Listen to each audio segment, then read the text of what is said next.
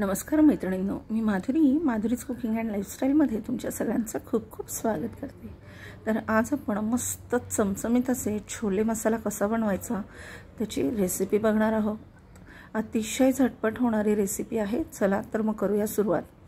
ह्यासाठी सर्वात आधी मी मिक्सरच्या जारमध्ये अद्रक आणि लसूण घेतलेला आहे आणि याच्यामध्ये एक बारीक चिरलेला टोमॅटो आपण घालून घेतलेला आहे। ह्या पद्धतीने तुम्ही छोले बनवून बघा, नक्कीच तुम्हाला सगळ्यांना आवडतील। मी दुसऱ्या पद्धतीने देखील छोले पुरीचा व्हिडिओ अपलोड केलेला आहे। आज आपण वेगळ्या पद्धतीने छोले बनवत आहोत। तर ह्याचं वाटण करून घेतलेलं आहे, म्हणजेच ग्रेव्ही करून घेतलेली आहे। आणि कांदा ह्या पद्धतीने असा पातळसर पण उभा चिरून घेतलेला आहे। तुम्हाला हवा असेल तर तुम्ही बारीक चिरून घेऊ शकता। हे खडे मसाले आहेत, वेलची, दालचिनी आणि तेजपत्ता। तर सर्वात आधी कुकरमध्ये तेल घालायचं आहे। तेल गरम झालं की त्याच्यामध्ये जिरं घालून घ्यायचं आहे। जिरं छान फुलू द्यायचं आणि मग बाकीचे जे खडे मसाले आहेत ते घालून घ्यायचे आहेत।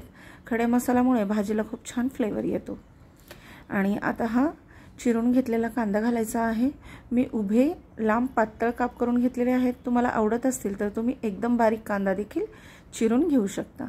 आता हा कांदा छान मस्त सोनेरी रंगावर येईपर्यंत आपल्याला परतून घ्यायचा आहे। ह्याच्यामध्ये मी घालून घेते आता थोडीशी हळद। तर ह्या पद्धतीने तुम्ही छोले बनवून बघा, तुम्हाला नक्की आवडतील।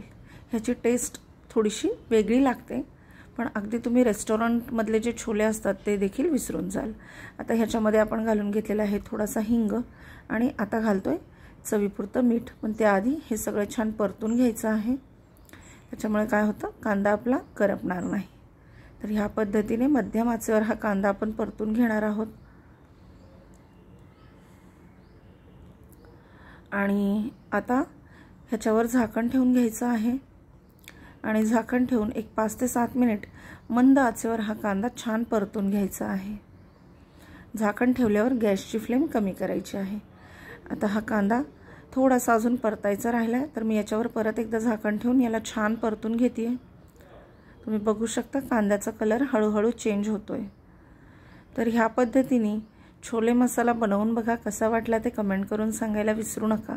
आता टोमॅटो आणि अद्रक लसूण याची जी ग्रेव्ही आहे ती आपण ह्याच्यामध्ये टाकून घेतोय। मोस्टली आपण कांदा, टोमॅटो, लसूण, अद्रक सगळ्याची एकत्रच ग्रेव्ही करतो, पण आज आपण जरा वेगळ्या पद्धतीने भाजी बनवतोय। तर आता टोमॅटो, अद्रक लसूणचं वाटण देखील घालून झालेलं आहे। आता हे सगळं साहित्य छान तेल सुटेस्तोवर आपल्याला मध्यम आचेवर परतून घ्यायचं आहे आणि याला अधूनमधून असं ढवळत राहायचं आहे, जेणेकरून हे जे साहित्य आहे हे बेसला चिटकणार नाही। तुम्ही बघू शकता हळूहळू ह्याचा कलर चेंज होतोय। ते तेल सुटेस्तोवर ही ग्रेव्ही परतायला मला 10 मिनिट लागलेले आहेत। तर तुम्ही बघू शकता तेल सुटायला सुरुवात झाली आहे। आता याच्यामध्ये आपण घालून घेतलेला आहे लाल तिखट। चवीप्रमाणे तुम्हाला कितपत तिखट हवं आहे त्यानुसार तुम्ही ॲड करू शकता। त्याच्यानंतर आता आपण घालून घेतलेला आहे याच्यामध्ये थोडासा किचन किंग मसाला आणि चवीपुरतं मीठ घातलेलं आहे। मी आधी मीठ घालायला विसरले होते। ॲक्च्युली ग्रेव्ही परतताना जर तुम्ही मीठ घातलं तर कांदा लवकर परतला जातो आणि ग्रेव्हीला लवकर तेल सुटतं। आता आपण याच्यामध्ये घालून घेतलेला आहे छोले मसाला। तर जोपर्यंत आपण छोले मसाला वापरत नाही तोपर्यंत याला चांगली टेस्ट येत नाही। तुम्हाला जो आवडत असेल, सुहाना, एव्हरेस्ट किंवा तुम्ही जो यूज करत असाल तो मसाला तुम्ही याच्यामध्ये ॲड करू शकता। तर आपला मसाला छान परतून झाला आहे। कलर देखील अतिशय सुंदर असा आलेला आहे आणि मस्त तेल सुटलेलं आहे। आता हे छोले आहेत, मी साधारणपणे रात्रभर भिजवून घेतलेले आहेत। आता हे भिजवलेले जे छोले आहेत ते मी चाळणीत निथळण्यासाठी ठेवले होते आणि हे छोले आता आपण ह्या वाटणामध्ये घालून घेणार आहोत। तर छोले मी आधी शिजवून घेतलेले नाही, आता आपण ग्रेव्हीसोबत याला शिट्टी देऊन घेणार आहोत। आता हे छोले ह्या ग्रेव्हीमध्ये छान मस्त परतून घ्यायचे आहेत, त्याच्यामुळे भाजीला खूप छान चव येते। लगेच पाणी घालायचं नाही आहे। जोपर्यंत आपले छोले परतून होत नाही तोपर्यंत याच्यामध्ये अजिबात पाणी ॲड करायचं नाही आहे। तर ह्या पद्धतीने हे सगळं छान अगदी मिक्स करून घ्यायचं आहे। अगदी मसालेदार चटपटीत छोले लागतात आणि याच्यामध्ये मी पाणी घातलेलं आहे। तुम्हाला कितपत ग्रेव्ही आहे त्यानुसार तुम्ही याच्यामध्ये पाणी ॲड करू शकता। आता पाणी घातल्याच्या नंतर देखील ह्याला छान असं मस्त मिक्स करून घ्यायचं आहे। तर ह्या पद्धतीने भाजी केली तर अगदी तुमच्या लहान मुलांपासून ते घरातील आजी आजोबापर्यंत सगळ्यांना भाजी नक्की आवडेल. आता थोडीशी कसुरी मेथी हातावर अशी क्रश करून ह्याच्यामध्ये ॲड करायची आहे. कसुरी मेथीमुळे भाजीला खूप छान चव येते.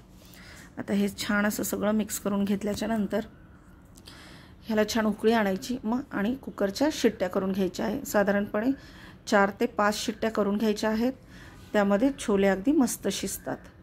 तर तुम्ही बघू शकता मी शिट्ट्या करून घेतलेल्या आहेत आणि आपली भाजी तयार आहे. अतिशय सुंदर अशी भाजी झाली आहे.